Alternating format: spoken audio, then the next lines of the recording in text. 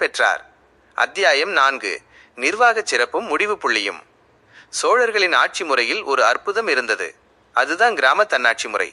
கிராம சபை குழுக்கள் மூலம் மக்களே தங்கள் பகுதிகளை நிர்வாகம் செய்யும் உரிமையை பெற்றிருந்தனர். சோழர்கள் கலை, இலக்கியம், வணிகம் ஆகியவற்றிலும் சிறந்து விளங்கினர்.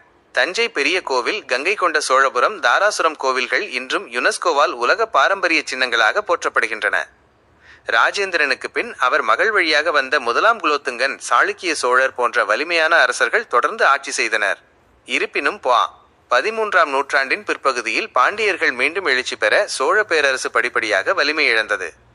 3ஆம் ராஜேந்திர சோழன் 1279 உடன் காவிரி முதல் கடாரம் வரை ஆட்சி செய்த அந்த புகழ்பெற்ற சோழ பேரரசின் சகாப்தம் முடிவுக்கு வந்தது. ஆனால் அவர்கள் எழுப்பிய கோவில்களும் அவர்கள் அமைத்த ஆட்சி முறைகளும் அவர்கள் வழங்கிய கலை செல்வங்களும் இன்றும் தமிழர்களின் வீரமிக்க வரலாற்றை சொல்லிக் கொண்டிருக்கின்றன.